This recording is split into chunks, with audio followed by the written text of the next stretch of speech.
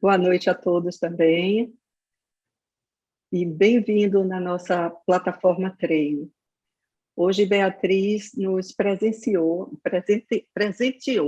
né, com um lindo caso e que a gente vai estar apresentando para vocês e mergulhando um pouquinho nos scores do NEPS, né, na interpretação dos scores do NEPS. Acho que a gente pode começar, né, Bia? Acho que podemos. É um caso que foi atendido por mim, mas o objetivo, ele é um caso simples, que teria sido de um diagnóstico relativamente simples, mas o que a gente quer demonstrar hoje é como o NEPS permite uma interpretação e nuances da interpretação que nos levam para outras possibilidades, outros lados. Eu quero também que vocês tenham a oportunidade de ver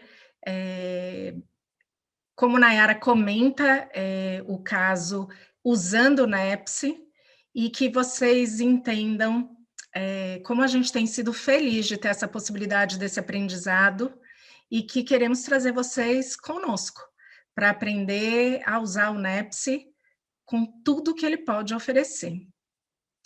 Vamos começar? Você pode passar o próximo, Marcelo, por favor?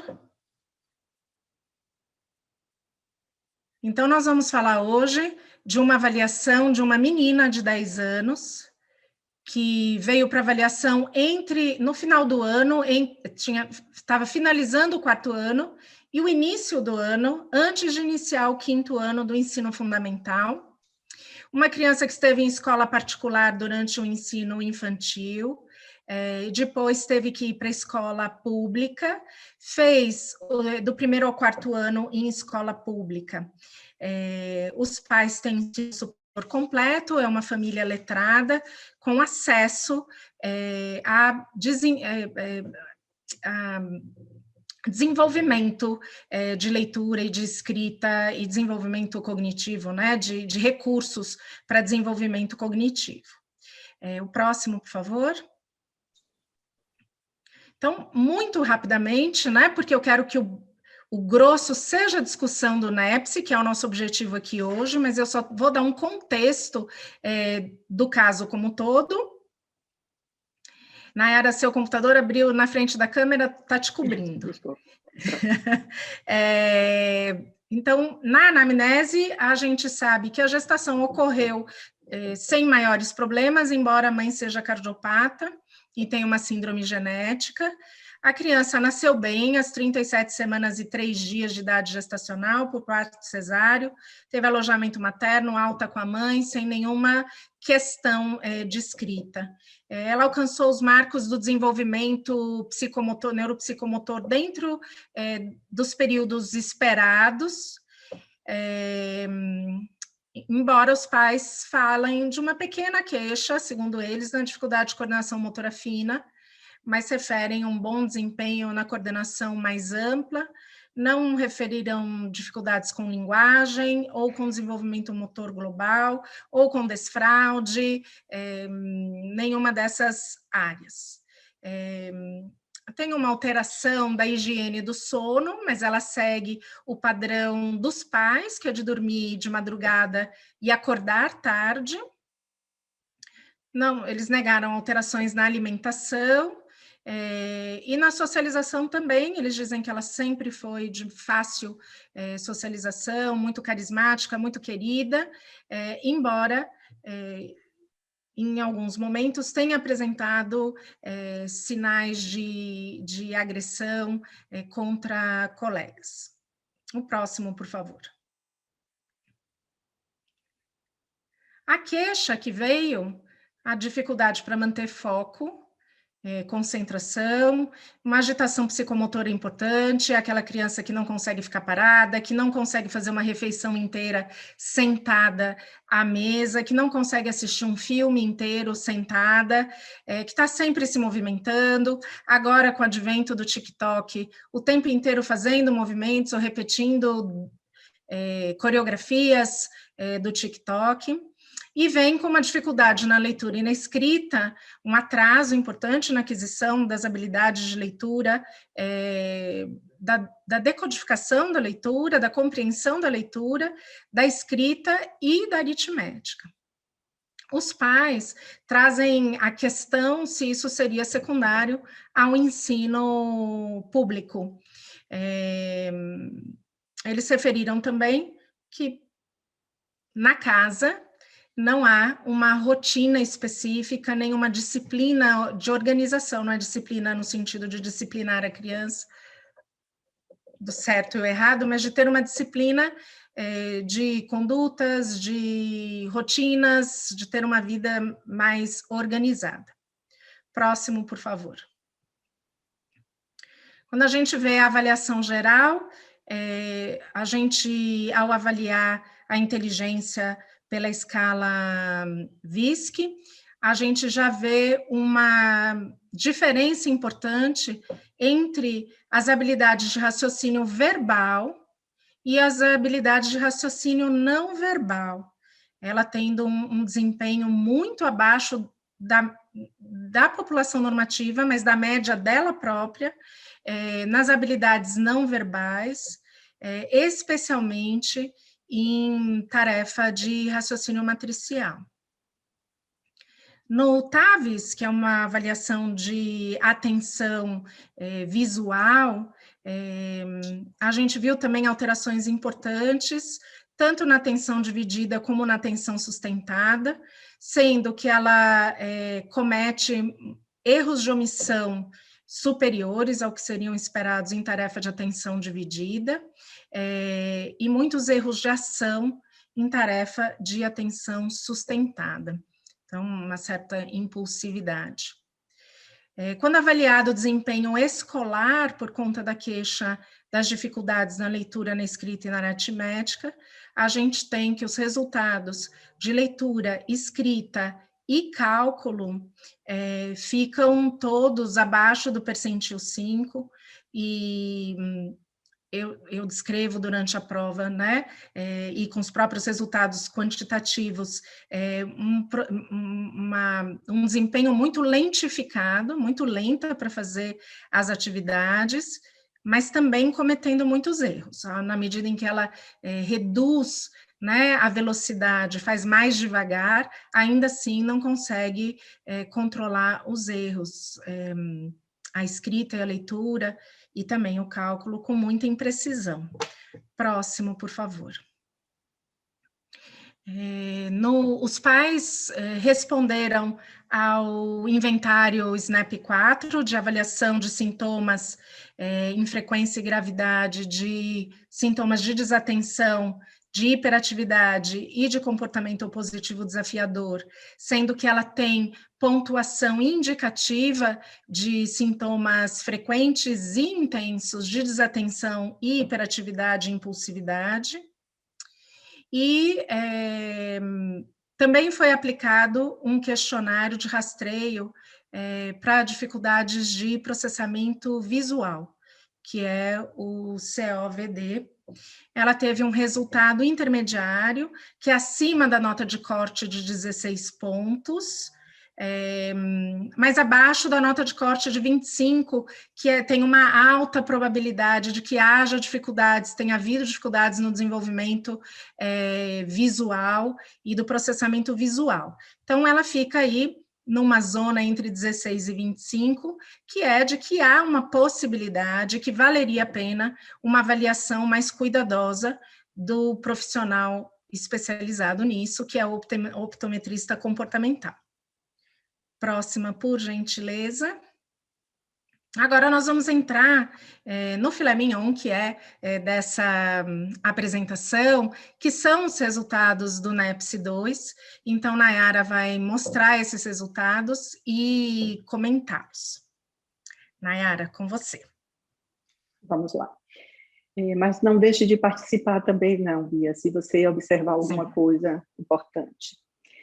Bem, o que é que a gente, assim que termina de aplicar o instrumento, a gente vai comparar a criança à norma. Depois que a gente compara a criança norma, a gente compara ela com ela mesma, com os scores de contraste, para a gente ver se o desempenho dela está em contraste dela com ela mesma. Aqui a gente vai ver alguns exemplos que eu vou mostrar para vocês. Depois que a gente faz isso, a gente monta uma tabela em que eu consigo ter uma visão panorâmica dos testes. O meu objetivo agora é descrever quais são os pontos fracos e quais são os pontos fortes da cognição da criança. Então, eu coloquei em vermelho tudo que é o ponto fraco dela, todos aqueles pontos em que ela esteve abaixo da norma. Então, vamos lá. Vejam que em atenção, né, atenção auditiva e conjunto de resposta, são 2 subtestes no NEPS, um mais simples de atenção auditiva e um mais complexo de conjunto de resposta, porque envolve, além da atenção seletiva, atenção sustentada, atenção dividida. E ela vai bem na primeira parte do teste, mas ela vai mal na segunda parte do teste. E ela vai mal por conta dos erros de omissão. Isso já tinha sido observado também, essa é uma atenção auditiva, mas em comparação com o TAVS, que é uma atenção visual, a gente vê que existe uma sincronia de resultados, né? Bem, o outro subteste, que é fluência em desenhos, que a gente avalia iniciativa, criatividade, flexibilidade, velocidade da criança, ela também vai mal. Ela tem um score de 6, que é um score abaixo do esperado para a idade dela. E um subteste que é extremamente sensível à criança que tem disfunção executiva, que é o subteste inibindo resposta. Nesse subteste, ela vai mal em todas as 3 etapas do subteste. Na etapa básica de nomeação, e aí é interessante, já chama a atenção da gente que nessa etapa, que é uma etapa que era para ela ir bem, ela vai mal, sugerindo que essa menina, além de ter uma dificuldade de função executiva, ela possa ter dificuldade de linguagem, porque o primeiro subteste de nomeação é o básico, é apenas para ela saber como será o teste. A gente espera que a criança vá bem nessa etapa. E já nessa etapa, ela comete muitos erros, e é interessante que quando a gente compara essa etapa com as 2 etapas posteriores, nessa etapa ela tem erros não corrigidos. Ou seja, ela nem sequer percebia os erros de nomeação que ela estava cometendo. As 2 outras etapas, que é a etapa de inibição, ou seja, eu estou avaliando aí o controle inibitório da criança, ela vai mal também. Então, ela vai mal na fase de nomeação, na fase de controle inibitório, a gente também vê nesse momento memória operacional, mas vai ver melhor memória operacional na terceira etapa, que é a de mudança, e aí ela comete erros autocorrigidos, ou seja, ela consegue se automonitorizar e perceber que ela errou. O que ela não tem é fazer em velocidade e ir acertando. Então, o desempenho dela baixo em atenção, fluência em desenho e inibindo resposta, me demonstra que essa criança tem sim uma disfunção executiva. Então, aqui do lado eu coloquei a dificuldade atencional, de flexibilidade, de iniciativa, de criatividade e de controle inibitório. Mas chama também a atenção, nessa tabela, o ponto forte dela.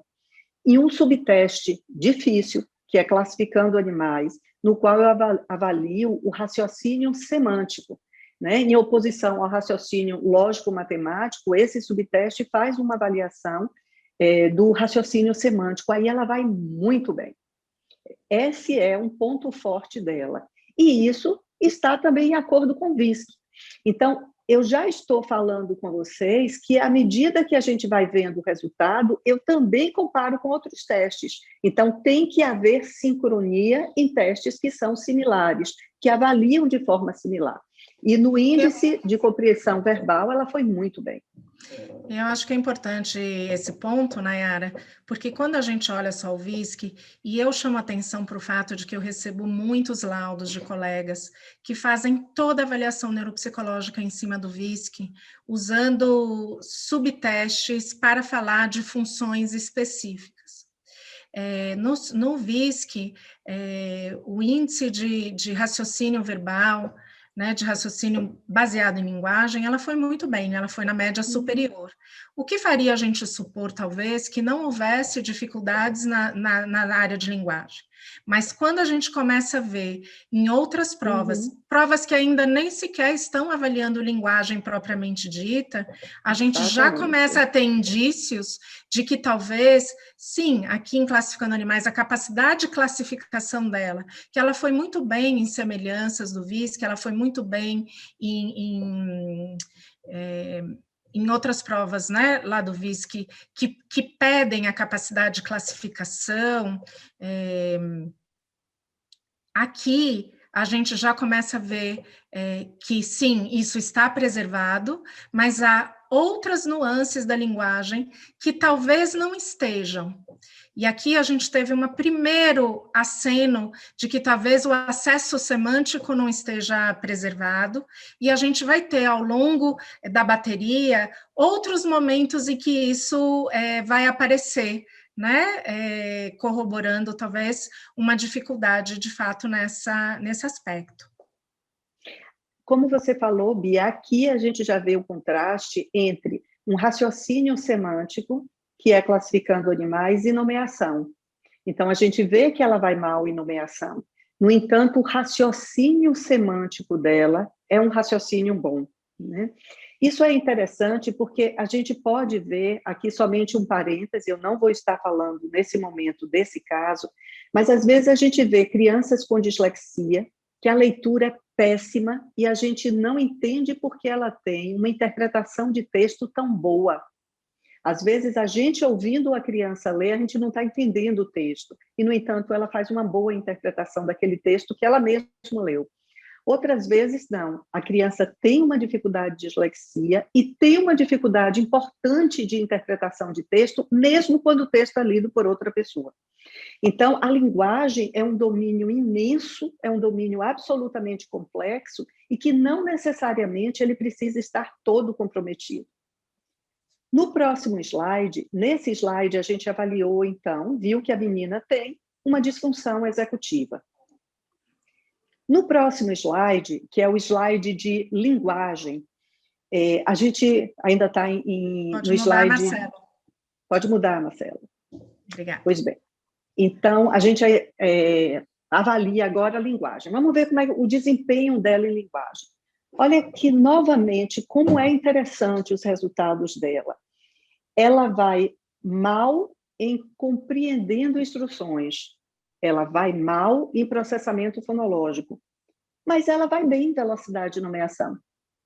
Velocidade de nomeação, aqui eu avalio precisão, mas eu avalio também e avalio muito mais a precisão do que o tempo de realização.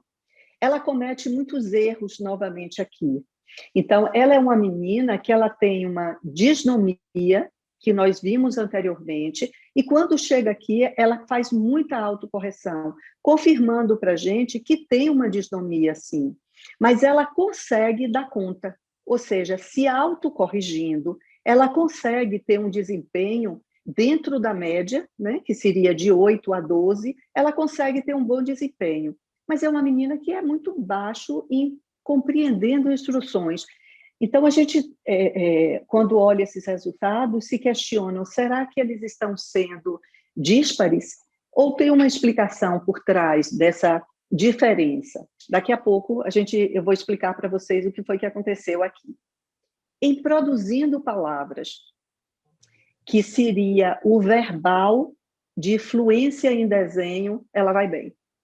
Então, no slide anterior, vocês viram que ela foi muito mal em fluência em desenho. Aqui, na fluência verbal, ela vai muito bem.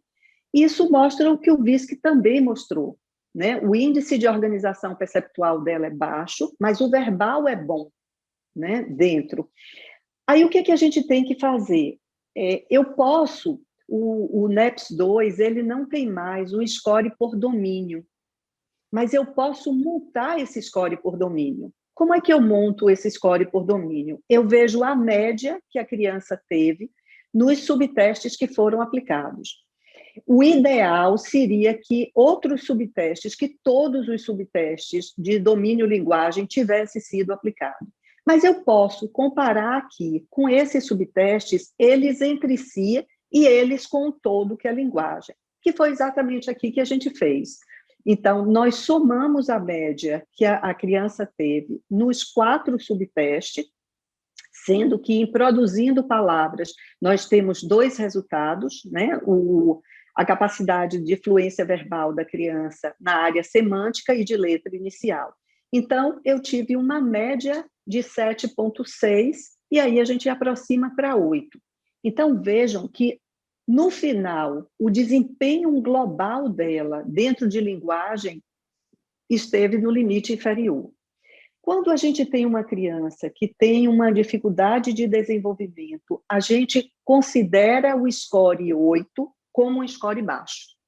No geral, a gente diz, olha, a variação do score, da média dos scores, é de 8 a 12. Mas aqui, na criança que tem dificuldade, 8, a gente já coloca ele baixo. Ainda assim, eu vou comparar o desempenho dela nos 2 subtestes que ela foi mal com o desempenho dela global em linguagem. Isso dá um score muito baixo, um score de -5, me dizendo que sim, que essa menina tem uma grande dificuldade nestas 2 áreas. Então, é como se eu pegasse a linguagem e pudesse a ideia de Lúria sobre o funcionamento neuropsicológico. Eu tenho a linguagem como todo, na hora que eu monto a linguagem como todo, ela tem um desempenho favorável em linguagem, mas na hora que eu vou quebrar as diferentes funções que vão compor a linguagem, eu vejo que 2 funções dela estão baixas. Mas será que justifica uma criança com um desempenho de compreensão verbal, de fluência verbal tão bom, para cair tanto em compreendendo instruções? Daqui a pouco a gente vai ver. O próximo slide. Eu estou deixando... do próximo slide. Cenas do próximo slide. Pode passar, Marcelo. Aí, aprendizagem e memória. Nesse slide, a gente tem 6 subtestes, na realidade são mais, né? São 8, 10 subtestes, porque nós consideramos separadamente o subteste imediato e o tardio. Uhum. Então, vamos lá, vamos avaliar ele. O que é que chama a atenção? Em lista de palavras, ela inventa muitas palavras, ela acrescenta palavras na lista que não existia. Isso é automonitoramento. Isso é também memória operacional. Ela não está conseguindo repassar mentalmente, gravar mentalmente em memória operacional o que ela já fez, né? Isso também é uma dificuldade de controle inibitório. Eu não inibo uma palavra que eu dou uma pensadinha, e essa palavra rato tinha ou não para eu colocar nessa lista? Então, ela não dá esse time para ela. Isso é um sinal também de disfunção executiva. Então, veja que é um teste de memória que eu vejo sinais de disfunção executiva aqui. E aí, o efeito global do aprendizado dela foi baixo nesse subteste. Mas, em se pensando no funcionamento da memória dela como um todo, foi relativamente bom. Ela tem uma boa memória, mesmo não tendo uma boa capacidade de aprendizado. Aí a gente pode, nesse momento, descer para o teste de memória narrativa. Memória narrativa, ela foi boa, nas 2 fases da memória narrativa.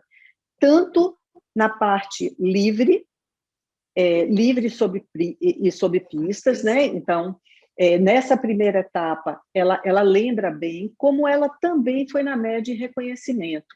Então, ela não demonstra aqui uma dificuldade nem de linguagem, nem uma dificuldade de memória, nesse subteste. De novo, a gente volta para aquela situação. Mas, Nayara, de novo, linguagem aqui, ela está bem. Por que linguagem? Tem momentos que aparece muito bem, tem momentos que aparece muito mal. A gente vai ver nos próximos slides, não perca. Bem, já me chama a atenção aqui o desempenho dela em memória para desenho. Memória para desenho tem um subteste de memória imediata e um subteste de memória tardia. Ela vai mal na forma imediata, principalmente espacial. E eu quero chamar muito a atenção disso para vocês. Ao ponto de ela consegue lembrar qual era o desenho, mas não consegue lembrar aonde o desenho estava. E isso dá um contraste de 7. Isso me diz que essa menina tem uma dificuldade em memória espacial. Mas aí, tardiamente, ela dá um pulo, passa a ser, tardiamente, um ponto forte dela. Ela aí atinge uma pontuação, que eu deixei em azul, superior à norma. O que é que está acontecendo? Velocidade de processamento. Então, essa menina é aquela menina que ela precisa de mais tempo para trabalhar. O processo dela, a velocidade com que ela processa as informações. Então, esse nome, processamento, velocidade de processamento mental nela, está nos dando pista de que não está bem. Primeiro, porque no teste, o nome parece até COVID, né? COVID, que é de processamento visual, ela já demonstrou dificuldade. Também no processamento fonológico, ela também já demonstrou dificuldade. E aí eu estou vendo que, se eu der um tempo para ela consegue, o cérebro consegue processar, e aí ela faz a memória. Então, de novo, o problema aqui não é memória. O problema aqui a gente volta para, de novo, função executiva, velocidade de processamento. Memória para nomes reforça que essa menina tem sim uma disnomia. Mas, de novo, prestem atenção que essa disnomia, entre aspas, desaparece tardiamente. Então, na primeira fase que a gente aplica o subteste, ela tem um baixo desempenho. Quando a gente reaplica o subteste, ela aí lembra de nomes que imediatamente ela não foi capaz de lembrar, na memória imediata. Isso sugere que, muito provavelmente, o que eu estou vendo de disnomia dessa menina é, de novo, uma velocidade de processamento muito lento. Então, todo o aparato mental dela, de velocidade, está comprometido. E os restantes dos subtestes, como, por exemplo, memória para face, memória narrativa, lista de palavras. Lista de palavras é um teste que é um teste excelente de memória operacional. E aí essa menina vai bem nesse teste. E ela vai melhor em recordação do que em repetição, quando era para a gente esperar o contrário. E aí o contraste dá alto, dizendo que essa diferença é uma diferença significativa, né? Uma diferença estatisticamente significativa, porque o score de contraste foi acima do 12. Então, aí a gente vê que, de novo, ela precisa de um tempo. Na hora que ela vai repetir as palavras, ela não é tão boa. E o que é que eu vejo no dia a dia nessa menina? Uma dificuldade de linguagem. Por quê? Porque a linguagem é online. Ela vai acontecendo em um tempo contínuo. Não dá tempo ela parar para, depois de uma pergunta que você fez, ela dá um tempo e só depois fazer uma resposta. Às vezes, algumas crianças chegam a fazer isso, Bia. Ela chegou a fazer isso? É isso que ela faz, né? Ela interrompe muito a gente, ela pede muito repetição e esclarecimento. Ela fala, pera, deixa eu ver se eu entendi. E então ela vai interrompendo as instruções e que parece, num primeiro momento, que foi trazido, inclusive, pelos pais, como uma insegurança dela precisar muito do apoio do outro, mas que provavelmente tem essa função de ganhar o tempo de processar um pedaço do que foi dito, ela garantir que ela entendeu, e aí ela permitir que dê continuidade ao próximo pedaço da informação. Por que foi que eu parei até para perguntar à Bia? Primeiro, porque eu não sabia dessa informação mesmo, né? E segundo, porque cada informação que a gente encontra tem que ter um respaldo ecológico. Ou seja, eu não posso fazer essa análise e dizer, não, a criança não tem isso na prática. Ela conversa com a gente sem nenhum erro de articulação fonológico, sem nenhuma dificuldade. Então, aí o teste não teria nenhum sentido. Ele poderia ter sido mal apenas por desatenção, por desinteresse, por outras causas. Para eu validar alguma coisa que eu encontro no teste, eu preciso que exista uma validade ecológica, ou seja, que na prática eu veja uma dificuldade de desempenho dessa criança. Marcelo, passa aí o próximo slide, por favor.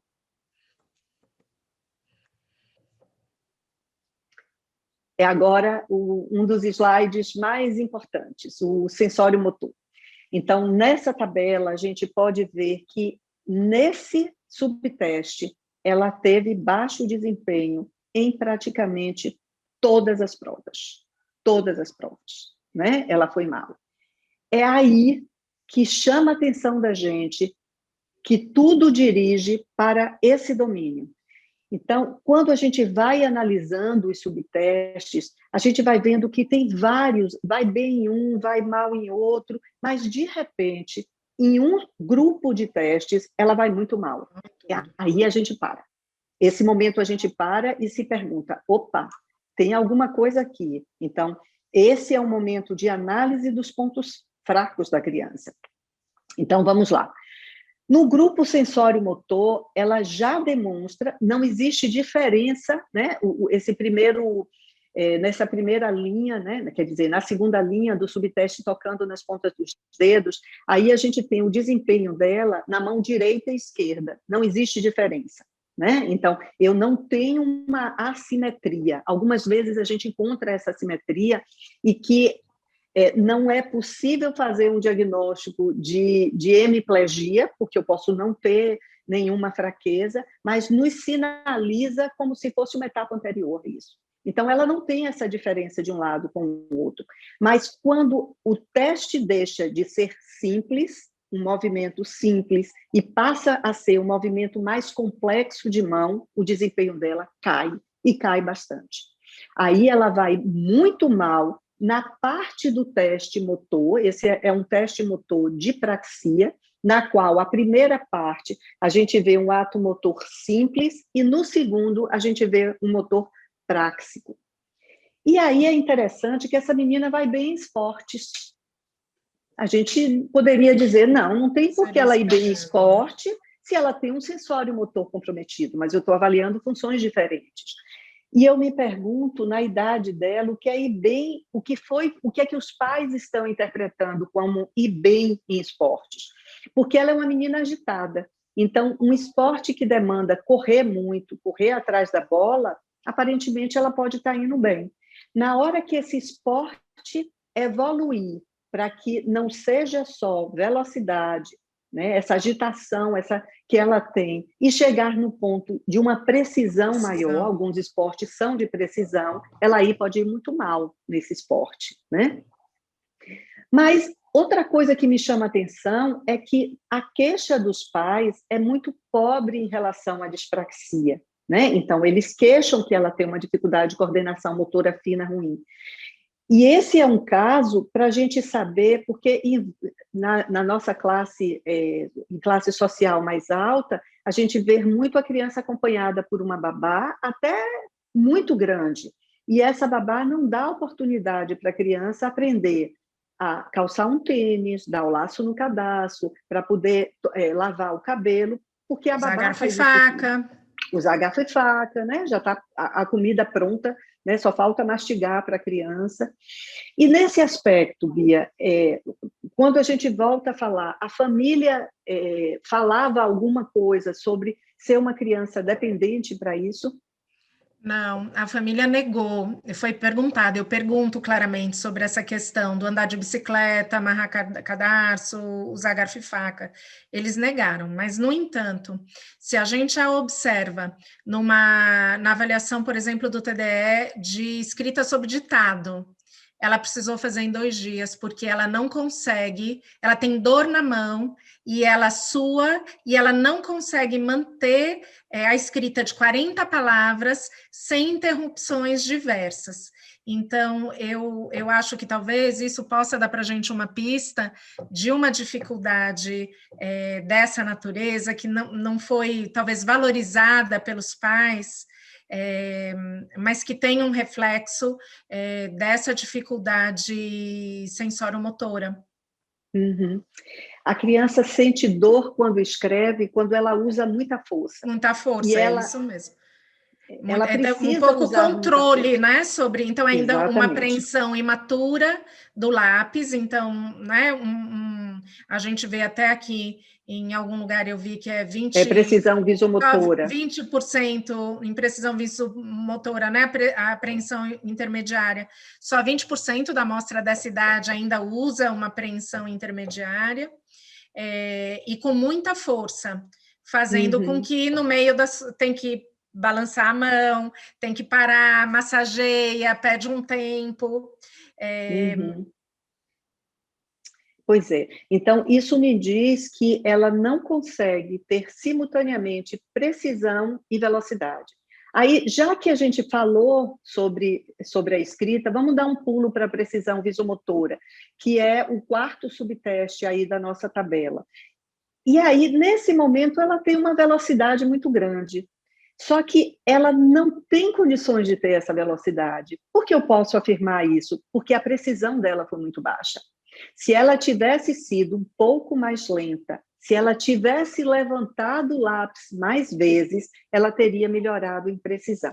Então, nesse subteste, eu avalio a velocidade, a precisão e o tanto que ela precisa levantar o teste para, de novo, recolocar a mão. Eu entendo esse tempo de realização rápido como justamente uma falta de controle. Eu corro, eu assemelho até quando os pais dizem, ele não está só andando, ele está correndo. Aquela marcha do bebê, quando começa a andar, que ele corre com a base alargada, corre porque não tem controle sobre a marcha para fazer uma marcha coordenada e lenta. Aqui é a mesma impressão que eu tive, que corre porque não consegue fazer um controle do movimento, e aí, por conseguinte, não consegue reduzir essa velocidade para melhorar a precisão, né? E aí, qual é a consequência? Mesmo ela tendo um tempo de realização alto, o desempenho no teste como todo, que é o score combinado, ela tira 6. Ela tem um desempenho muito baixo. Isso reforça de novo para a gente que essa menina tem dificuldades sensório-motoras.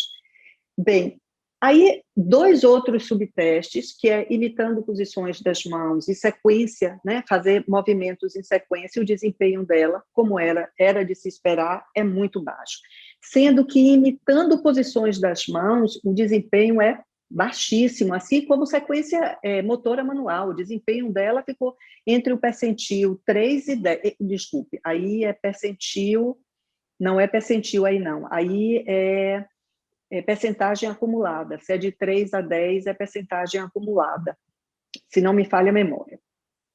Então, o desempenho dela é muito baixo, é baixíssimo nesses 2 subtestes. Todas as vezes que a gente vê saída motora ruim, como imitando posições das mãos, né, que a criança vai imitar posições que a gente faça com a mão, ou movimentos com a mão rápidos, em sequência, que ela tem que manter ritmo, a gente se pergunta se essa criança está com esse desempenho visomotor ruim por causa da entrada visual, porque a gente está suspeitando que essa criança tem um processamento visual ruim, né?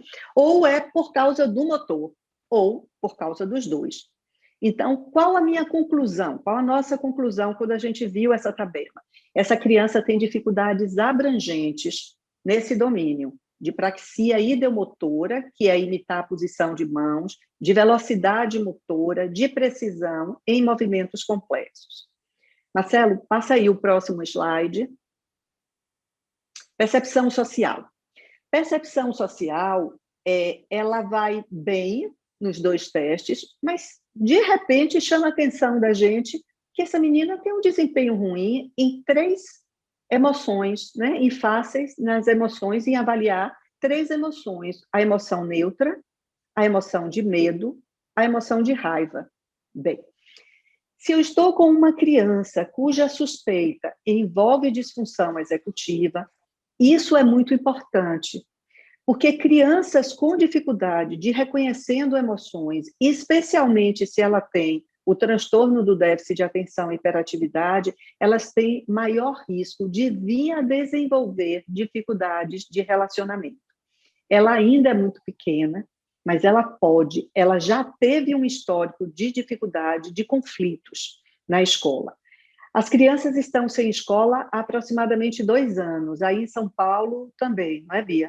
1 ano, estamos no 1 ano segundo ano, né? Já estamos no 2º ano. Então, eu me pergunto se a mãe, quando diz ela teve, mas não tem mais, é exatamente porque ela não está na escola, fazendo uma convivência. E especialmente porque ela mudou de escola. Não, ela já estava na escola dela quando entrou a pandemia, né? Ela mudou agora esse ano, mas ela já estava, provavelmente.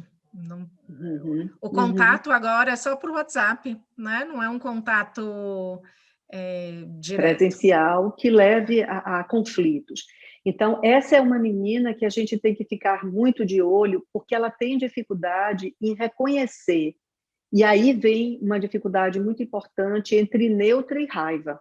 E esse é um dos motivos que o paciente com déficit de atenção termina desenvolvendo comportamentos opositores, desafiadores, transtorno de conduta, porque eles olham faces e um fáceis simples de dizer, não, isso aqui você não pode pegar, ele pode interpretar como um fáceis errado, de raiva, por exemplo, e a partir daí ele se descontrolar. Então, não é infrequente a gente ver na criança com transtorno do déficit de atenção. De novo, vamos guardar aqui essa informação. Não é uma criança que a gente que tenha uma dificuldade em teoria da mente, por exemplo, para a gente estar pensando se ela tem autismo. A história não sugere e o teste também não sugere. No próximo slide, que é nosso último slide dos subtestes, a gente está vendo o domínio visoespacial. Nesse domínio visoespacial, novamente, o desempenho dela é muito comprometido. E aqui chama logo a atenção o subteste chamado flechas. Como o nome sugere, a gente tem que ver qual é a direção que a flecha vai, para ela ir exatamente para o centro do alvo. E essa menina vai péssima nesse subteste. Ela chega a ter um score de 1, ou seja, o menor score possível para o subteste. Esse subteste avalia somente a entrada visual. Então, eu posso garantir que a entrada visual dela é muito ruim. Eu já tenho elementos suficientes para falar de uma grande dificuldade de processamento visual nessa menina. Como o visomotor, né, o visual e o motor são atrelados, se eu tenho uma entrada visual comprometida, a saída motora também vai ser comprometida. Mas ela dá sinais de que não necessariamente a dificuldade dela seja, a dificuldade visomotora seja exclusivamente pelo viso, mas também pelo motor. Porque quando a gente dá uma sequência para ela, então, ela pode ir muito mal em construindo com blocos, ela pode ir mal imitando posições das mãos, porque a entrada visual está ruim. Mas quando eu faço um teste, como tocando na ponta dos dedos, é só saída motora. Eu não tenho uma sofisticação visual nesse subteste. Então, eu posso dizer, a entrada visual é péssima, mas a saída motora é ruim também, né? Então, ela tem um comprometimento nas duas áreas. E aí a gente pode ver isso em todos os subtestes, né? Então, copiando o desenho, ela vai muito mal. E aqui chama atenção de novo para a gente que ela é pior numa análise global do que numa análise local. Então, ela é uma menina que muito provavelmente se fixa em apenas um detalhe e ela não monta o todo, ela não consegue fazer uma gestalt. Isso tem uma repercussão muito grande em várias áreas acadêmicas, como, por exemplo, geografia, análise de tabelas, análises de chart, dos chats que a gente usa, como, por exemplo, em pizza, né? Então, a criança tem uma dificuldade muito grande nessa análise. Isso impacta em matemática de uma forma muito direta, não somente na escrita, né? Esse teste mostra para a gente, mas também a longo prazo, quando matemática for ficando mais sofisticada. E aí, de novo, ela vai muito mal em quebra-cabeça geométrico. Então, ela é tipicamente, muito mal não, ela vai mal, porque ela teve um score de 8. Isso diz para a gente que essa menina vai ter, sim, dificuldade com matemática, né? Ela tem uma dificuldade visoespacial importante, ela não consegue fazer uma boa gestalt, né, de grandes imagens. Mas aí vem quebra-cabeça de imagens e a menina vai muito bem, passa a ser um ponto forte dela. Qual a diferença de quebra-cabeça geométrico e quebra-cabeça de imagens? Quebra-cabeça geométrico, eu tenho a análise somente da imagem, eu não tenho a pista do local. Então, enquanto quebra-cabeça geométrico, eu avalio o todo, eu não é cheio de tantos detalhes quanto imagem. E essa menina é boa em imagem, e deve ser boa também em quebra-cabeça no dia a dia.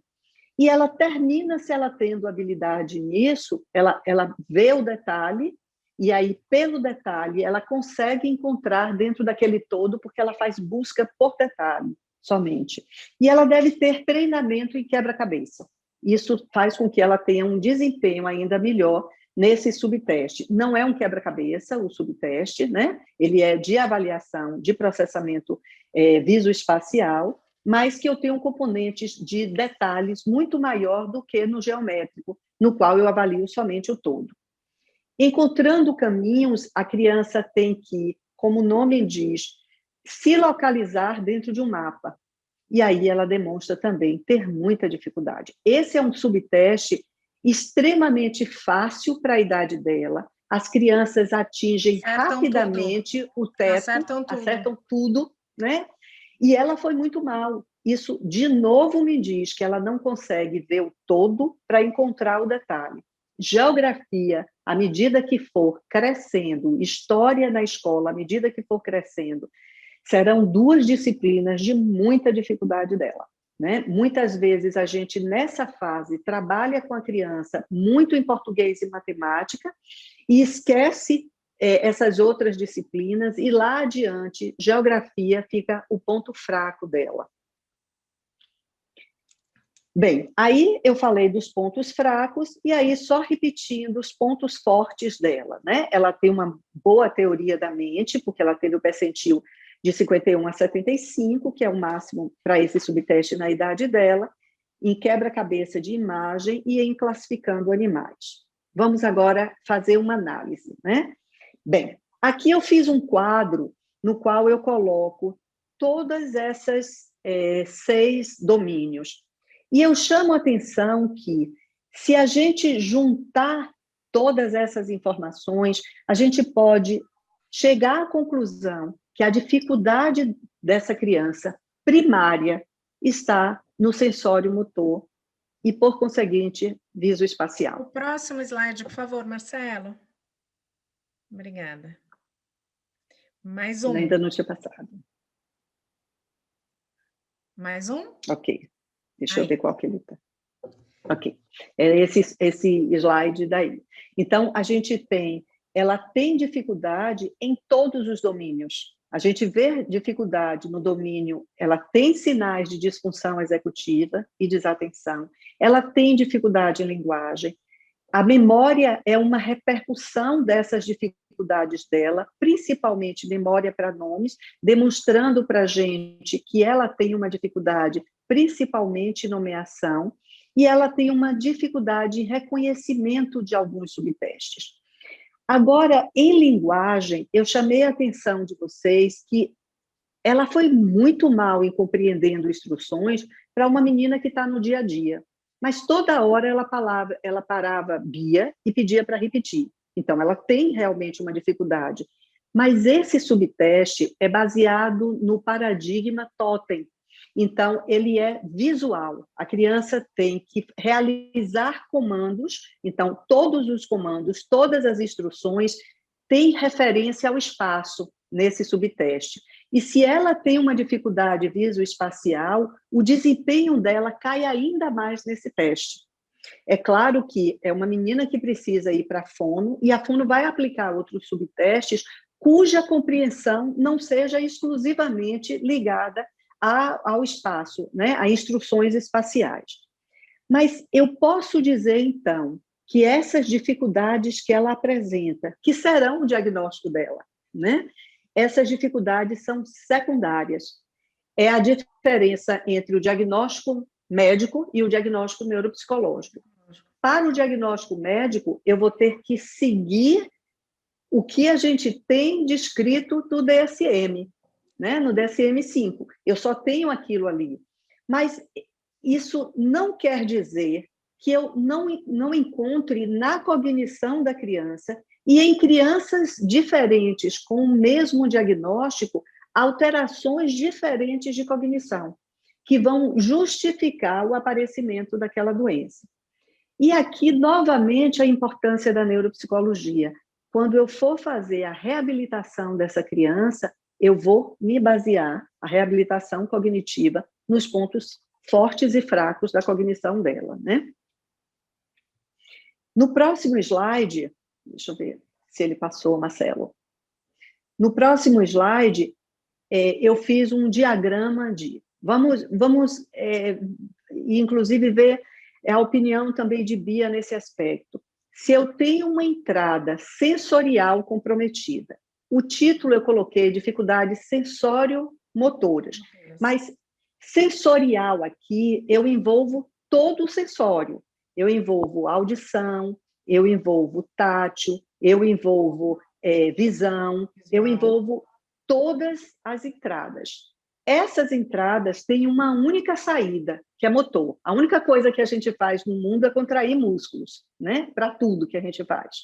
Então, as dificuldades de chegar no cérebro e se transformar no ato motor. Essa dificuldade vai descambar imediatamente nas dificuldades visoespaciais. Se eu não processo adequadamente informações do meu corpo, se eu não processo adequadamente informações auditivas, visuais, como eu formo o espaço? O espaço, ele só existe na nossa mente. E para eu formá-lo, eu junto as informações sensoriais que entraram no meu corpo e chegaram ao meu cérebro. Então, essa seria a alteração primária dela. Linguagem tem também uma entrada sensorial, que a gente chama de uma linguagem receptiva. Ela entra pela via auditiva, então, primeiro chega no córtex primário auditivo, para depois ir para os córtex de associação. Se eu tenho dificuldade em processamento auditivo central, muito provavelmente a dificuldade da criança aí de compreensão do que foi dito para ela. Mas ela também tem de expressão, de nomeação, mas a dificuldade de nomeação dela vai por conta exclusivamente da velocidade. Então, se a gente dá um tempo para ela, ela consegue processar e os nomes vêm à cabeça. Isso acontece muito na dislexia, né? E ela vai ter que ser tratada, esse processamento fonológico dela, junto com as dificuldades, esse processamento auditivo, desculpe, o processamento auditivo dela junto com o processamento fonológico. Mesmo eu tratando a base, o déficit primário, que tem que ser tratado, eu não posso tratar só o déficit secundário. Se eu trato o déficit secundário da criança, ela não melhora nunca. Então, se eu for trabalhar a linguagem pragmática dela, por exemplo, ela não vai melhorar. Eu vou ter que trabalhar o processamento auditivo dela para depois chegar nessa linguagem pragmática. E as dificuldades atencionais, como o sensório motor leva a dificuldades atencionais e de execução. A gente vai chegar no próximo slide.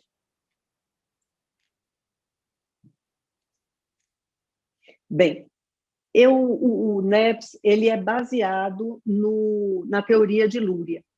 E Luria fez os testes, desenvolveu a neuropsicologia através dos blocos funcionais do cérebro, do que ele interpretava como os blocos funcionais. E isso, claro, tem uma equivalência na neurociências. É exatamente isso. Ele dividia em 3 blocos. O bloco primário é o bloco de sobrevivência, função fisiológica básica. Então, aí vocês veem do lado 2 imagens, uma imagem do cérebro numa visão lateral e uma imagem de um corte, né, do tipo coronal do cérebro. Eu quero chamar a atenção aí de uma estrutura conhecida com o nome de formação reticular ascendente. Essa formação reticular ascendente é quem acorda a gente. É o único sistema que entra no cérebro, diretamente vai para o córtex, sem precisar todo ele passar pelo tálamo para chegar ao córtex. Então, todas as outras funções sensoriais passam pelo tálamo, menos a formação reticular ascendente. Há muitos anos eu li dizendo que quando a criança tinha dificuldades nessa área, para se manter acordada, entre aspas, ela precisava se agitar. Então, a criança muito agitada, em situações que ela tinha que ficar quieta, como dentro de um carro, imediatamente ela dormia. Por quê? Porque para me manter acordada, eu preciso hiperativar esse sistema. Então, esse é um sistema atencional primário. É ele quem nos dá a primeira atenção. Bem, ela já me dá pistas de que eu possa ter um comprometimento aí, porque ela é uma criança agitada. Mas, Nayara, como é que eu sei se é aí ou se é lá no córtex?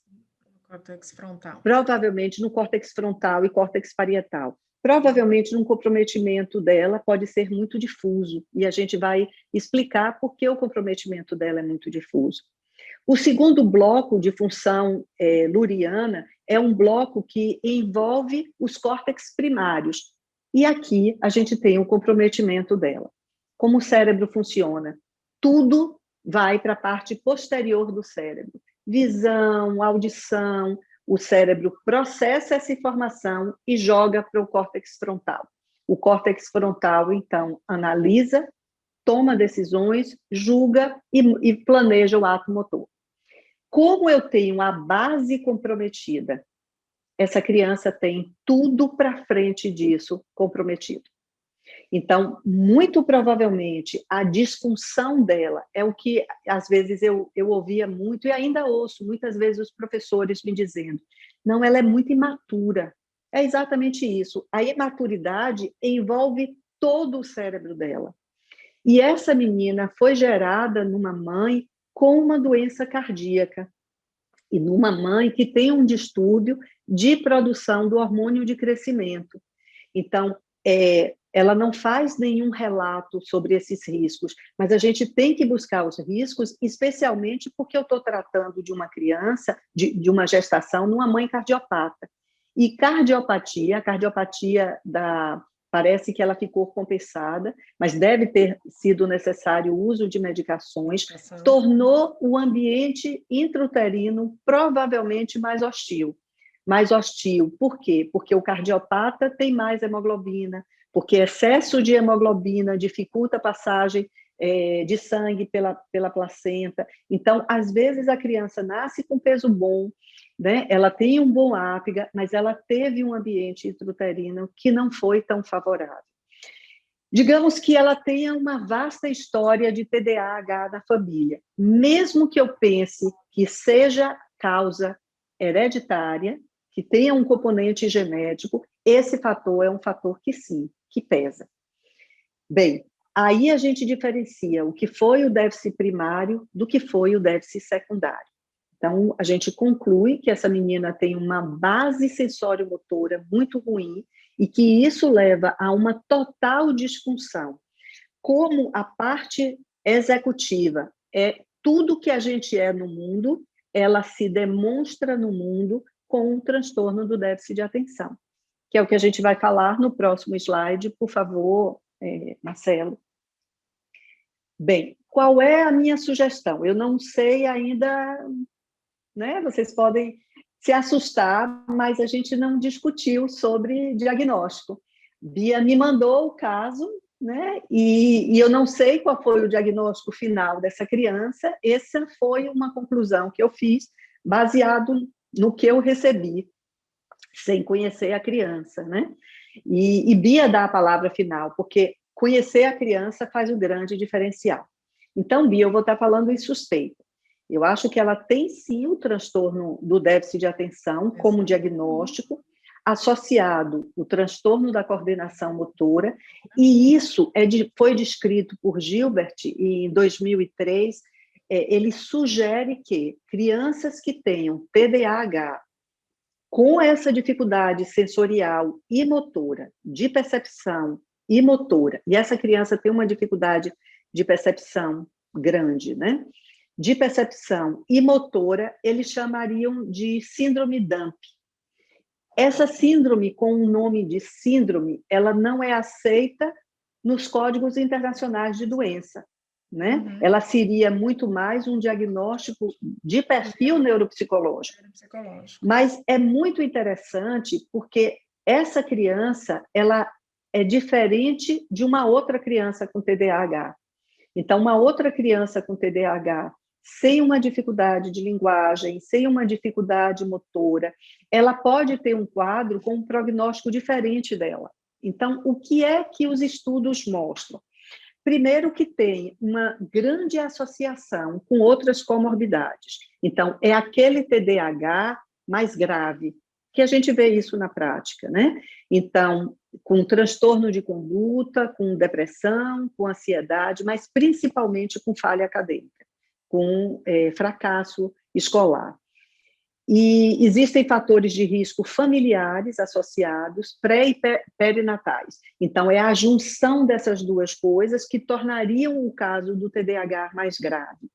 E o prognóstico é muito ruim quando essas crianças não são medicadas. Interessante é isso, é que ele fala de medicamento, além também da reabilitação. Porque se eu estou pensando que o déficit primário é sensorial, se eu faço exclusivamente um tratamento sensorial, eu não estou dando suporte adequado para a região frontal. E aí, no próximo slide, passe aí, Marcelo, por favor. E aqui, medicados para atenção. Medicados para atenção. Para atenção. Uhum. Né? Então, esse foi um estudo quentinho, foi da agora, de março de 2021, do grupo de Gilbert, em que eles acompanharam as crianças na Suécia.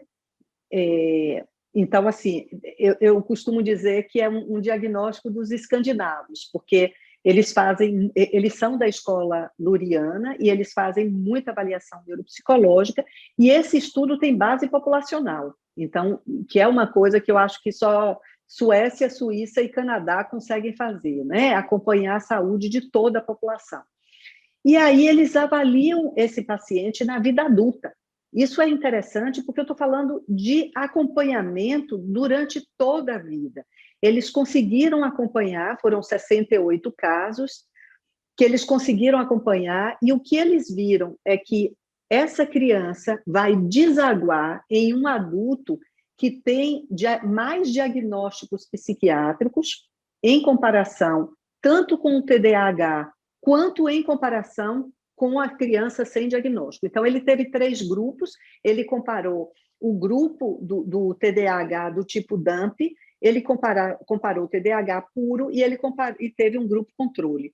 Aquele que tinha DAMP, ele tinha mais diagnósticos psiquiátricos na vida adulta, por volta dos 30 anos de idade, não só mais diagnóstico psiquiátrico, usando mais medicações psicoativas, necessidade de pensão por doença, quando comparado com os outros 2 grupos. Né? Isso é o desfecho final de um insucesso acadêmico, de um insucesso que vai gerar o trabalho futuro, né? Então, eles tinham também mais anos de desemprego e eles tinham maior recebimento, né, para um bem-estar geral. Então, eles tinham grandes dificuldades em se manter, tinham maiores taxas de dor, de prescrição de analgésico do que os outros 2 grupos. Então, ele tem um prognóstico pior Então, por isso que eles chamam a atenção. Olha, tem que ser visto de uma forma diferente aquele TDAH limpo e aquele TDAH com uma série de diagnósticos associados às dificuldades sensórias e motoras. Mas é a dona do paciente que bate o martelo final. Vamos lá, Bia.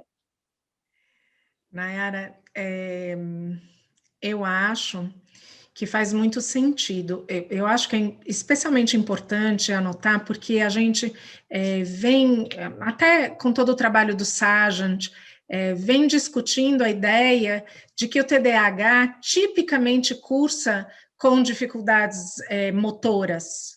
Que você, no quadro, quando a gente olha um quadro de TDAH, a gente tipicamente encontraria alterações motoras. E aqui eu acho que é importante o que você está trazendo, quer dizer, não, a gente tem um TDAH que não necessariamente tem essas alterações motoras, especialmente no grau de gravidade que essa criança tem, né? E que essa associação do TDAH com as alterações do desenvolvimento da coordenação motora tornam o quadro tão mais grave.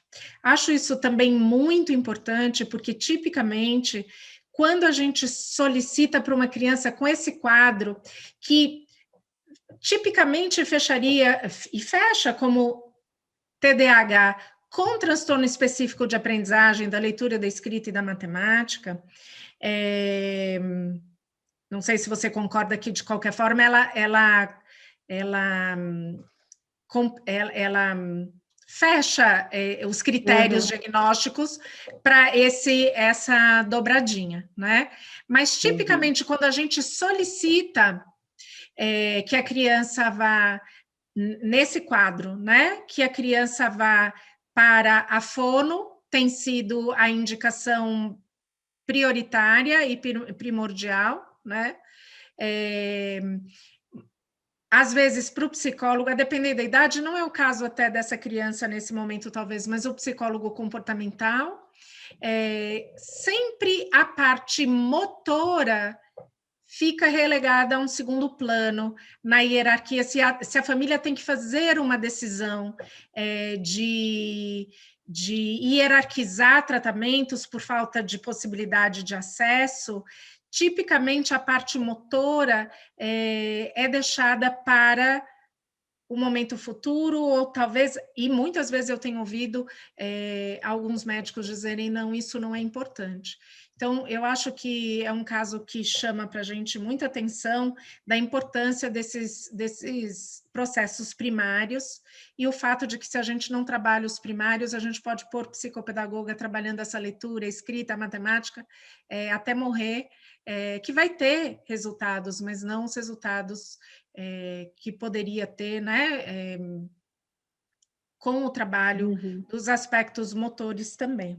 Eu estou um pouco preocupada e sensoriais. com sensoriais, Eu já vou... de uma Né? forma então, geral. assim, essa é uma criança que, além de ir para a fono, ela precisa também ir para a terapia ocupacional. Precisa de terapia ocupacional. Ela precisa integrar esse sistema sensorial dela com o sistema motor.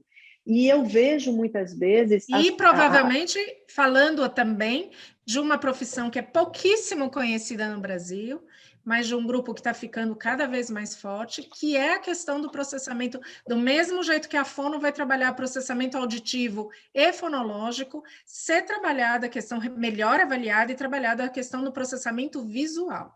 E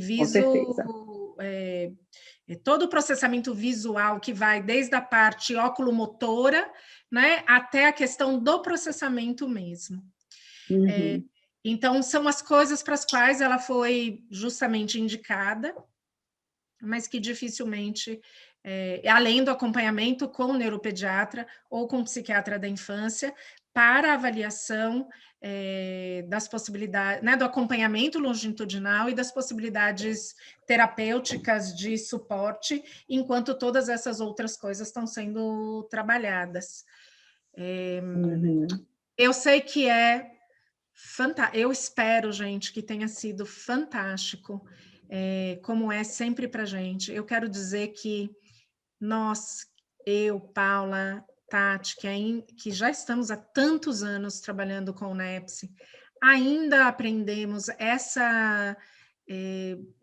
nuances de interpretação, ainda estão em desenvolvimento para a gente todo dia aprende. É o que torna o processo, eu acho que para mim a grande questão do NEPS é as pessoas falam, poxa, mas você só faz avaliação todo dia. Nesse momento eu estou fazendo 18 avaliações. Entra criança, sai criança, quinta e sexta eu atendo 8, 9 crianças sem intervalo.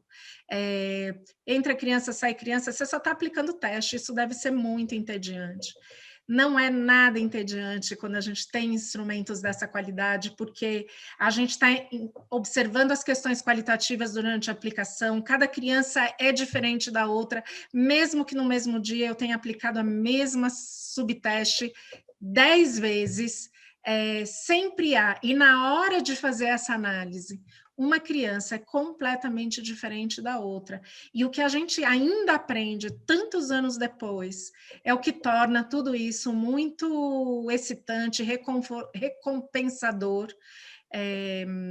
Ainda está em desenvolvimento.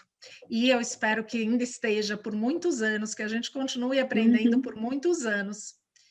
Com certeza. Né? Então, eu acho que a grande graça que eu vejo no NEPS é isso, é que eu nunca sei, né? Então, eu tenho sempre que estar estudando. E estudar, e esse desafio que ele traz para a gente, quando a gente pega cada caso para poder interpretar, é o que torna realmente a neuropsicologia fascinante. E é isso. Eu vou chamar agora a Tatiane para conversar sobre o treinamento. Nós sabemos que foi muita informação e que talvez para algumas das pessoas que estão acompanhando tenha sido difícil de acompanhar. Mas o que nós queremos dizer é que nós estamos querendo trazer você para perto da gente e para aprender a usar o NEPS, desde a sua parte mais básica, que é aplicar, como eu aplico, até poder continuar nas discussões e nesse aprendizado da interpretação que vai se tornando com os anos cada vez mais refinada e vai nos ajudando cada vez mais a entender a criança que está na nossa frente. Oi, Tati. Oi. Chegou o Charme Baiano para fechar essa reunião. Gente, que aula foi essa? Ontem eu encerrei a nossa live, a minha live com Paulinha, dizendo que eu não ia entrar aqui hoje. Mas eu não aguentei, cá estou eu. Acompanhei desde o comecinho aqui pelo YouTube. Que aula! Uma masterclass, né? Foi sim. Sempre aprender com a Nayara é demais. A gente baba. E com você também. Ela não sabe como nós aprendemos com ela, né, Tati? De vez em quando a gente, meu Deus do céu, cadê Bia aqui com a gente? Cadê Bia? Eu ainda estou querendo, estou naquele modelo, quando eu crescer, eu quero entender de cognição como Nayara. Mas vamos lá. E eu de criança como você. Vamos lá. Pessoal, essa foi a terceira live da nossa imersão no NEPS e foi a última live. Aqui nos comentários, eu disse, gente, vocês estavam falando, eu fui escrevendo nos comentários do YouTube dizendo que a gente ia abrir para dúvidas, porque eu quero explorar vocês até onde eu puder. Todo mundo elogiando, falando bem da aula. Cristina comentou a quantidade de informações que vocês conseguiram tirar e agradeceu, né? Falou do aprendizado, mas todo mundo batendo palminha, dando parabéns. Então, sintam-se parabenizadas. Obrigada. Com louvor. Então, ó, pessoal que está assistindo, essa é a última live. Nossas 3 lives, elas vão ficar gravadas até domingo aqui no nosso canal. Então, reassistam. Como Cristina falou, são muitas informações. Eu acho que vale a pena voltar e reassistir as 3 lives, para vocês entenderem um pouquinho melhor o que é o instrumento NEPS, a magnitude do instrumento NEPS. E a produção me passou aqui, porque nós somos chiques, nós temos até uma produção pessoal. E me passou aqui uma listinha de coisas que eu tinha que falar para vocês sobre a nossa nova turma de treinamento no NEPS 2. É nossa segunda turma que nós estamos abrindo. Nós vamos abrir segunda-feira, às 9 horas da manhã, tá certo? Pega lápis e papel, porque eu vou passar um monte de informação agora, que é fundamental para você poder participar dessa segunda turma e se deleitar com discussões desse nível, desse tipo, e também ajudar a gente a aprender ainda mais sobre o instrumento, porque sempre é uma troca.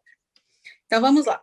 Quem é que pode participar do treinamento? Gente, se vocês entrarem lá no site da Pearson, que é a empresa que tem os direitos, a editora, né, melhor dizendo, que tem os direitos autorais do instrumento, lá tem dizendo que o instrumento é de venda exclusiva para psicólogo.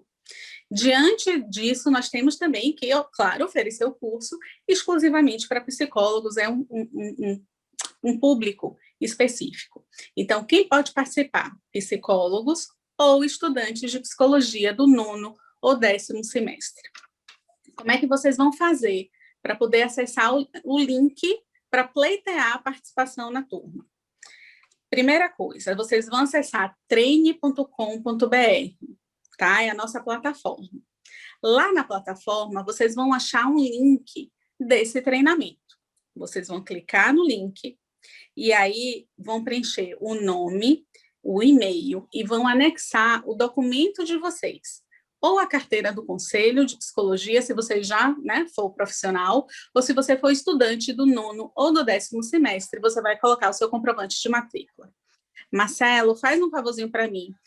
Tem um link, gente, que você já cai direto nisso. Você não precisa clicar na Treine e clicar no link do NEPS. Você já cai direto dentro do link do NEPS. Eu vou pedir para Marcelo colocar aqui nos nossos comentários.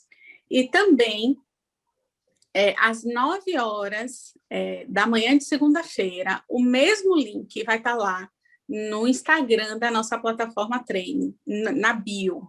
Tá? Então, vocês podem acessar tanto pela internet, normalmente, quanto pelo Instagram. Bem, aí vocês vão preencher a documentação, vão mandar, e a gente vai responder em até 48 horas, se a sua documentação está ok. Super importante, olhem a caixa de spam do e-mail de vocês, porque o nosso e-mail pode cair diretamente no spam.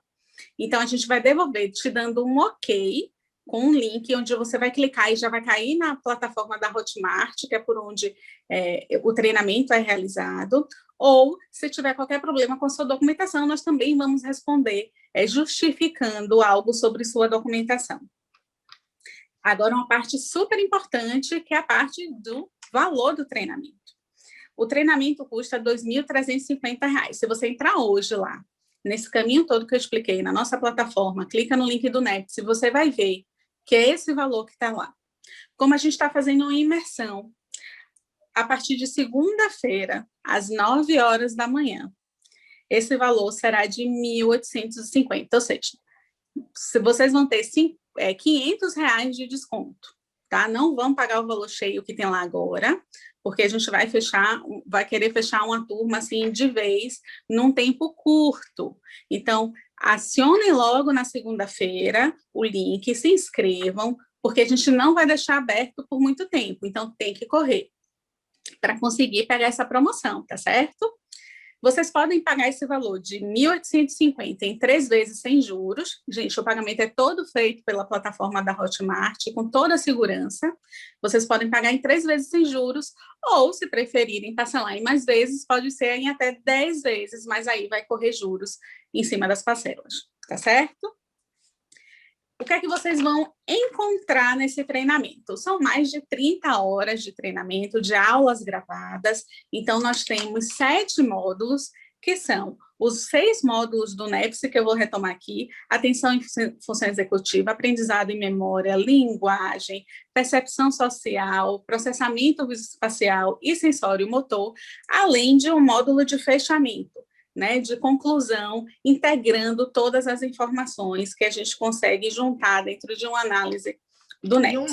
E um módulo introdutório, que tem não só o que é o instrumento, como a aula de estatística, para entender todos os scores do instrumento, que está uma aula fantástica, que facilita demais a compreensão, mesmo para quem não tem muita experiência em estatística, facilita demais a compreensão do que esses scores querem dizer. Exatamente. Antes de cada módulozinho desses domínios, tem uma aula introdutória de Nayara sobre o que fala o módulo, além dessa aula primeira, né, que realmente é a porta de entrada, que são as bases estatísticas e de bases teóricas mais gerais do instrumento, né? Que é a porta de entrada realmente para a gente entender o instrumento. Bem, algumas vantagens que você tem com esse treinamento. Como são muitas horas, a gente disponibiliza as aulas para vocês por 12 meses, tá certo? Então, vocês podem assistir e reassistir quantas vezes vocês quiserem. 12 meses de acesso, vocês têm o PDF de todas as aulas, de todos os slides, está lá o PDF. As aulas são gravadas, a gente falando para a câmera, um PDF ao nosso lado, e tem alguns bônus que são, assim, o que faz toda a diferença nesse treinamento. Bônus de vídeo de aplicação. Então, não basta a gente explicando como aplica, como corrige, como interpreta, a gente mostra como é que a gente aplica. Isso faz toda a diferença na hora que vocês também forem treinar a aplicação de vocês. Tem um vídeo de correção de copiando desenhos, que é um subteste de altíssima complexidade, e eu corrigi alguns protocolos para demonstrar para vocês como é que é feita a correção. E tem um vídeo da nossa fonoaudióloga do coração, Laura Giotto, que ensina a pronúncia de fonemas da prova de processamento fonológico, porque a gente também precisa treinar esses fonemas. Então, tudo isso está em vídeo. Mas o bônus Ultra Master Blaster Surround Sounds desse treinamento é nossos encontros ao vivo. Pelo menos uma vez por mês, nós estamos ao vivo com os nossos alunos, tirando dúvida, discutindo o caso, e é um momento super rico. A gente fez questão de manter essa sistemática, né, de troca, porque a gente quer que quem participe do treinamento esteja o mais perto possível da gente e que tire suas dúvidas, porque é um treinamento. Não é um curso que a gente vai jogar lá na internet e quem quiser se vira e assiste. Não, a proposta não é essa. A proposta é que a gente troque com vocês, a proposta é que a gente tire as dúvidas de vocês, o máximo que a gente conseguir. E o que a gente não souber, a gente vai correr para procurar, para pesquisar, como a gente tem feito, tá certo? Então, são uns momentos super ricos, gente. Vale muito a pena, realmente. Então, o NEPSI é um instrumento de altíssima complexidade, a gente vem falando disso desde a nossa primeira live, na quarta-feira, então ele merece um treinamento também de altíssima complexidade, e rico em material, rico em hora-aula, rico em troca. Então, foi essa a proposta, foi esse o nosso combinado, quando a gente começou a pensar esse treinamento. E aí, claro, ele não é estático, o tempo todo a gente tem ideias de ir complementando, de ir jogando material extra. A última live que a gente fez com a nossa turma, a gente gravou a discussão de caso, e é mais um bônus que a gente vai colocar, tanto para a primeira turma, quanto para vocês que são da segunda turma. Então, todo o material que a gente for juntando, a gente vai colocando. Ontem, Paulinha comentou dos principais erros cometidos ao longo desses 15 anos ou mais de estudo. Tem um PDF lá com os principais erros de aplicação e de correção para vocês já ficarem ligados. Então, realmente é um treinamento com uma robustez bastante significativa e que a gente, assim, o tempo todo tenta melhorar, porque sempre tem brecha para melhora. Não é isso, meninas? Exatamente. Nosso interesse é que o instrumento se dissemine e que haja pessoas que saibam usá-lo corretamente, porque usar por usar não ajuda a criança que nos procura. Nosso interesse é que as pessoas aprendam, de fato, a tirar o máximo que o instrumento pode oferecer, mesmo levando muitos anos para a gente chegar nesse máximo, como eu estou aqui atestando o que acontece. Mas nós estaremos da nossa parte ajudando e disponíveis para oferecer tudo que a gente sabe, inclusive os pulos do gato. Não tem nada que a gente esteja escondendo ou dizendo, isso aqui eu não vou ensinar. Exato, exato. A gente realmente passa todo o conhecimento que a gente... Até o que a gente não tem, né? O conhecimento que a gente não tem, a gente diz que a gente não tem, a gente vai procurar. Então, a ideia é essa, pessoal.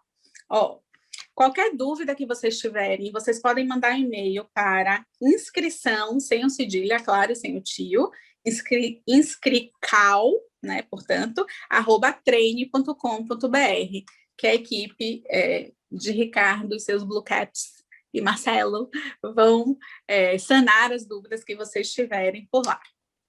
Bem, pessoal, alguém querem botar dúvida aqui? Ó, Marika está dando parabéns para a Nayara, para a Beatriz, gratidão por tanta sabedoria e compartilhamento, sou feliz e grata por vê-las e por ouvi-las hoje. Oh, que bonitinho, Marika.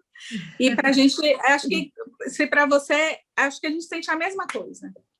Meu pit stop em Vitória da Conquista aí, ó. Estou planejando só passear, que esse negócio de só trabalhar, eu já disse que não acabou. Ó, Maristrela Lima também acompanhou a gente aqui desde o comecinho, que ela também é de Vitória da Conquista. Juliana Guerra, Karina Ligeri, acho que eu falei certo, né, Karina? Karina, uma fono fantástica. Cristina Camaura, né? Não é Cris que está na nossa primeira turma? Aí. Conhecimento nunca acaba, gente. A gente vai trocando sempre. Pessoal, mas, assim, eu tenho um delayzinho, tá? Porque eu estou vendo vocês aqui, demora um pouquinho para aparecer aqui no YouTube. Mas, então, eu acho que ninguém tem dúvidas para poder apresentar. Só agradecimentos. Eu também agradeço muito a vocês duas por esse brinde final. Fomos muito felizes deixá-las para o final. Agradecemos. Nós que agradecemos numa sexta-feira a presença de todos e eu honestamente, sinceramente espero que vocês possam aproveitar esse instrumento porque ele é fantástico. Ele é. Paulinha mandou beijo também, dizendo que está acompanhando tudo e que está amando tudo. Nai, quer se despedir? Também eu quero agradecer a todo mundo que está aqui, que está participando, assistindo essa live e dizendo que isso que Tati falou do curso é verdade. Eu não tenho dúvida que o curso é excelente e que é possível, sim, finalizar esse curso sabendo aplicar, sabendo interpretar o instrumento. Assim que eu conheci o NEPS, já o NEPS 1, eu dizia, gente, isso é uma bomba atômica, assim, tem todo um potencial do bem e do mal. Então, usar esse instrumento sem saber usar pode ter consequências muito ruins para a criança, mas usá-lo de forma correta vai trazer muito benefício para as crianças. E no final de tudo, aonde a gente quer chegar é na criança. Então, o instrumento é apenas a ponte para que a gente consiga ajudar essas crianças quando a família nos procura pedindo ajuda e que a gente consiga, né, espalhar um bom acompanhamento, um bom diagnóstico, um diagnóstico preciso, uma reabilitação precisa nessas crianças para que elas se tornem cidadãos de sucesso, né, no nosso país. Então, utilizá-lo é realmente ter uma ferramenta, como o Bia diz, fantástica, mas tem que saber utilizá-los. Eu quero agradecer a todos e desejar uma boa noite, um bom fim de semana para todo mundo. Boa noite, gente. Muito obrigada. Boa noite. Boa noite.